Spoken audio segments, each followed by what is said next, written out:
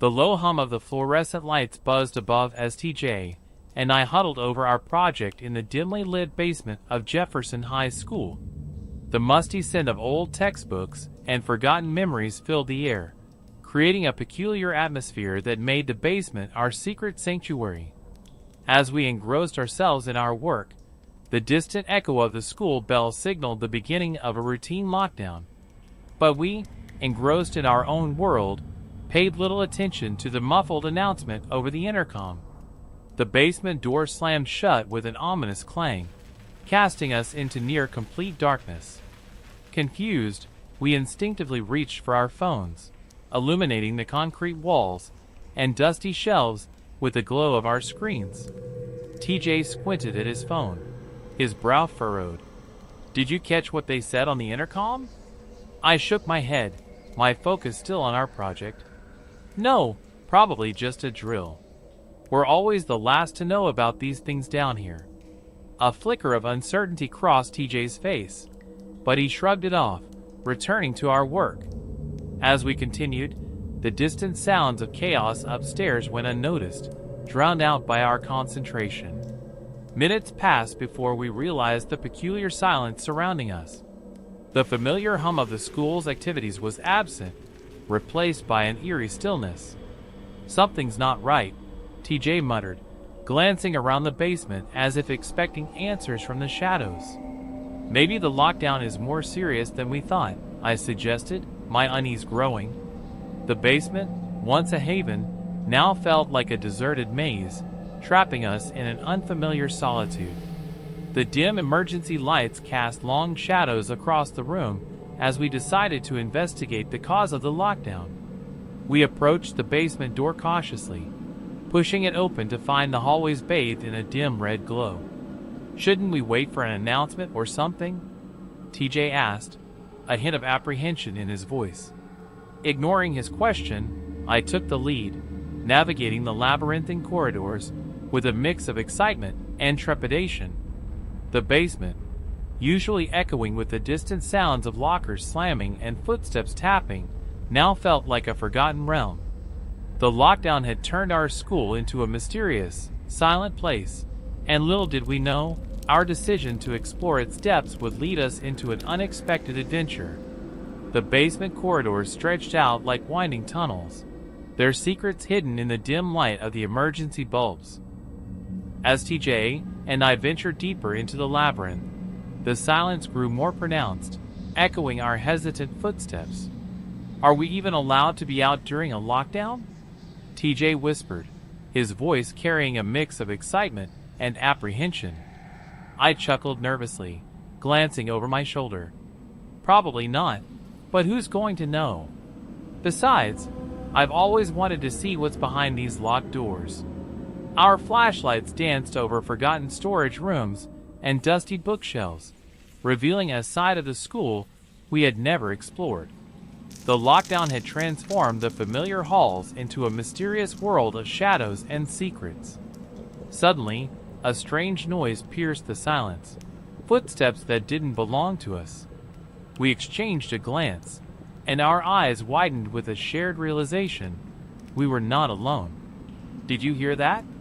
TJ's voice quivered. "Yeah," I replied, my heartbeat quickening. "Let's check it out." The rhythmic tapping led us around a corner, and there, cloaked in darkness, stood a figure dressed in black. It froze as our flashlights illuminated its silhouette. "Whoa, who are you?" TJ stammered, his hand instinctively reaching for mine in a silent gesture of support. The figure hesitated for a moment, then darted away, disappearing into the shadows. We exchanged wide-eyed glances before deciding to follow, our curiosity overpowering the caution that should have held us back. As we pursued the mysterious figure, the basement seemed to shift and morph into an ominous maze. The air was thick with tension, and every corner turned held the promise of discovery or danger. Our footsteps echoed softly, but beneath the sound, we heard the distant hum of an unfamiliar voice. It was a whisper, a murmur, and it sent shivers down our spines. The lockdown had transformed our school into a realm of uncertainty. and we were about to uncover a secret that would change everything. The pursuit of the mysterious figure led us down a maze of dimly lit hallways, our flashlights flickering as we navigated the basement's secrets. The distant echo of the intruder's footsteps became the guiding rhythm to our clandestine investigation. As we turned another corner, the figure vanished from our view, leaving us in an eerie silence. The air was thick with tension as we approached a narrow corridor leading to the bathrooms. "We need to be careful," TJ whispered, his voice barely audible over the hum of the emergency lights. I nodded, glancing around the dimly lit corridor. The bathroom door creaked open, and we slipped inside, hoping the intruder hadn't noticed our pursuit. In the dim glow of our flashlights, the bathroom appeared both familiar and foreboding. The tiled floor seemed to amplify every hushed movement as we strategized our next move. "Should we hide in a stall?" TJ suggested, his eyes scanning the small space for potential hiding spots. "Good idea," I replied, and we quickly entered adjacent stalls, pulling the door shut with a soft click. The minutes passed like hours as we strained to hear any signs of the intruder. The distant hum of the school seemed worlds away, leaving us alone in the quiet darkness of the bathroom. Then, the silence was shattered by the sound of a door opening. Heavy footsteps approached, echoing off the tiled walls. Our hearts raced as the footsteps stopped just outside the bathroom. TJ's eyes widened in fear, and he mouthed the words, "What do we do?" I placed a finger to my lips, signaling for silence. We held our breath as the intruder tried the bathroom door, his presence looming on the other side. The door rattled, but it held firm. He tried again, frustration evident in the sound. We exchanged terrified glances, realizing the severity of the situation. "He's trying to get in," TJ whispered, his voice barely audible. As the seconds ticked by, the tension in the air became unbearable. The intruder's attempts to enter the bathroom escalated, and we clung to the hope that help would arrive before he discovered our hiding place. In the confined space of the bathroom stalls, fear and uncertainty gripped us, turning the once familiar surroundings into a claustrophobic refuge from the unknown danger that lurked just outside. The bathroom stall felt like a fragile barrier between us and an unknown danger. We huddled in the dim light, the sound of the intruder's attempts to enter the bathroom sending shivers down our spines. "He's persistent," TJ whispered, his eyes wide with fear. I nodded, peering through the thin gap in the stall door. The silhouette of the intruder lingered just beyond our refuge, his intent unclear. The rhythmic jiggling of the door handle suggested growing frustration on his part. "Maybe we should call for help," TJ suggested, pulling out his phone. I shook my head, trying to keep my voice low. "We don't know if he has a weapon. Let's wait and see if he leaves." The minutes dragged on, each second marked by the ominous sound of the intruder's attempts to breach our sanctuary. The air in the stall grew thick with tension, and I could feel the weight of the situation settling in. Suddenly, a muffled conversation reached our ears. The intruder was speaking, and the gravity of his words sent a chill down our spines. "I know you're in there.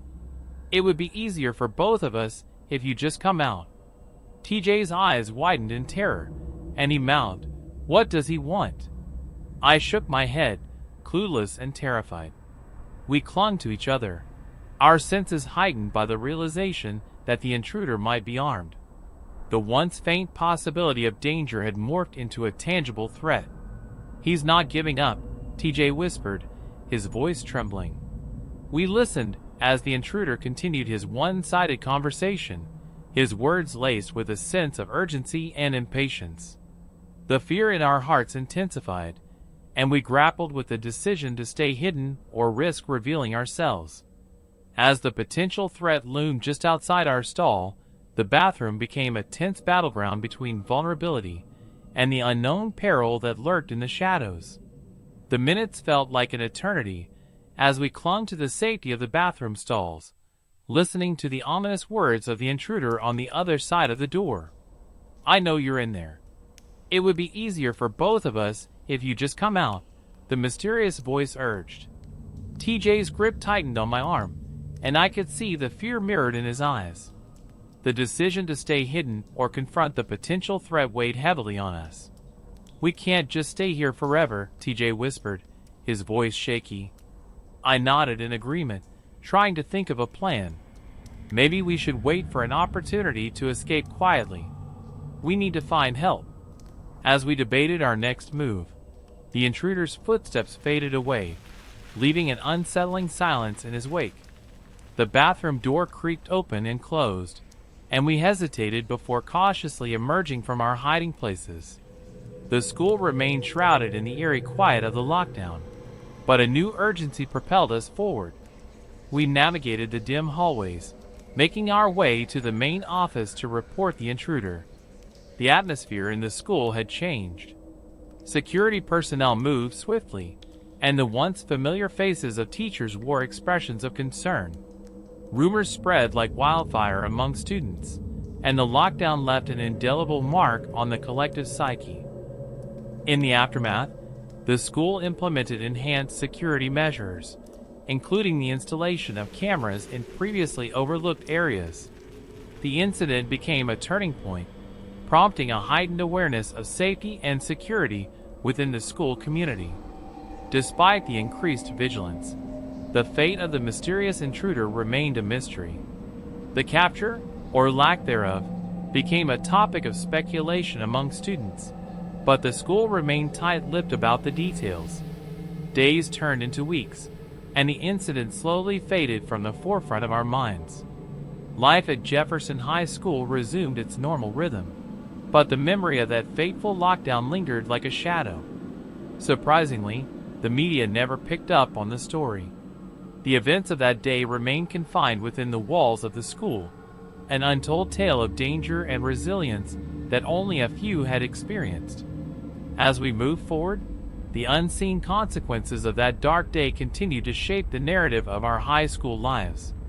The lessons learned in the face of danger became a silent reminder of the fragility of our seemingly secure world, and the basement, once a refuge, now held the weight of untold secrets.